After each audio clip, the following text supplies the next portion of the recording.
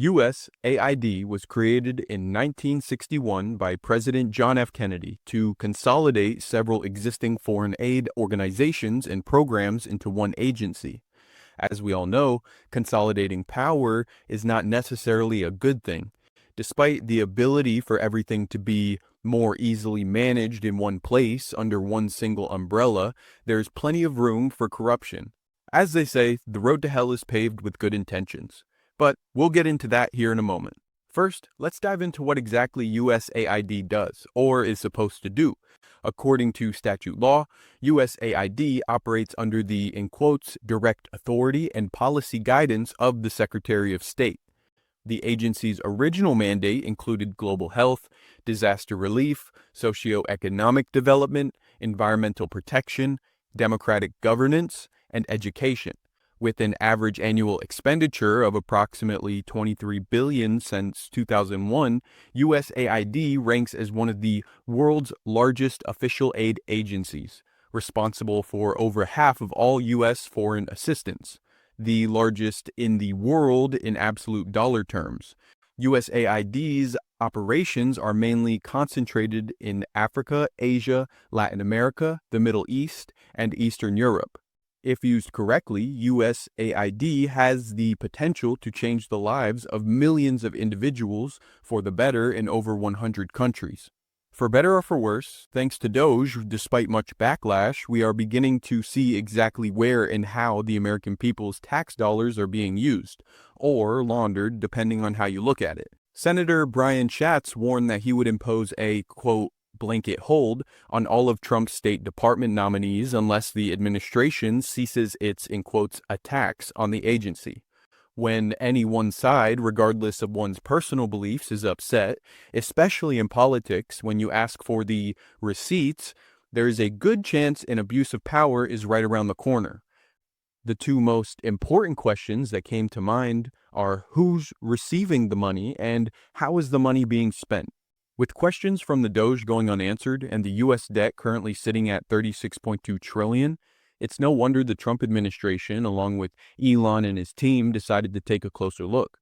During the 2024 election cycle, approximately $377,000, roughly 97% of the total $406,790 in USAID contributions were assigned to Democrats, while only $12,704 went to Republicans. This is a prime example of the needless displacement of each party's ability to implement change and combat negative aspects of the current system. This can be said for any government agency not allowed to compete on a level playing field for the betterment of any community from a local, federal, and national level. Although I don't have too much faith in any administration to give up power in exchange for the mere possibility that those who are currently taking advantage of taxpayer money will wave the white flag and play by the rules, and in all honesty, I don't blame the Trump administration for doing so, Marco Rubio has pointed out that, in quotes, many functions of the agency will persist, but they will align with U.S. foreign policy. I do hope measures are being created to limit further expansion of government power and future mismanagement of taxpayer funds, and at the very least have a system in place to hold people accountable, especially politicians and corporations lobbying control from the American people. So now that we know which party received most of the USAID contributions, let's examine a few of the programs that raised eyebrows and presented concerns throughout Doge and the rest of the team. The allocation of U.S. taxpayer money to international programs that promote specific social causes, such as those focused on LGBTQ+ inclusion, is a point of debate. Critics argue that these initiatives, despite their noble intentions, may not directly benefit U.S. citizens and could be considered an inefficient use of federal funds. Funding such programs abroad, including those supporting LGBTQ+ rights or cultural diversity initiatives in countries like Serbia, Ireland, Colombia, and Peru, raises questions about the ethics of using American taxpayer dollars for programs that may not align with the priorities of the majority of the U.S. taxpayers themselves. For example, a program in Serbia focused on workplace inclusion for LGBTQ individuals, receiving $1.5 million from USAID, along with a music event in Ireland to promote diversity receiving $70,844 from the U.S. State Department. Similarly, Colombia's production of a transgender-themed opera was funded by a $25,000 grant from the U.S. government. While these programs may support important social causes, they don't offer a direct benefit to U.S. citizens. The argument against such funding is that taxpayer money might be better used to support domestic programs that directly impact the American public, rather than funding projects in other countries that promote controversial or specific social agendas. Many Americans may not see the value in funding these kind of initiatives abroad when there are pressing domestic issues that could be addressed, such as improving infrastructure, education, or health care within the U.S. Instead of financing programs that focus on niche cultural issues, the U.S. government could prioritize funding for initiatives that have broad public support and tangible direct benefits for American citizens.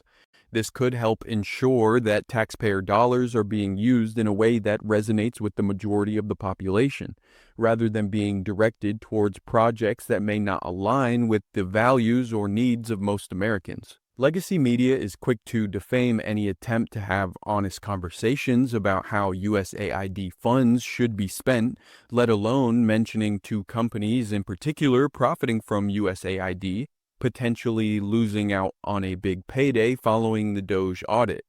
The likely candidates include, you guessed it, BlackRock and HSBC. The growing collaboration between powerful financial institutions like HSBC and BlackRock within the United States Agency for International Development raises important questions about the true impact of these partnerships. While these organizations are highly involved in development projects and financial aid, there are concerns about their direct benefit to U.S. citizens. Their primary focus seems to be on leveraging private capital for large-scale development efforts, but often these initiatives don't directly address the needs of the American people who fund them through taxes or donations. For instance, HSBC has committed $25 million to support community growth and financial inclusion, but much of their global projects may prioritize profitability and expansion over the well-being of the U.S. taxpayers footing the bill.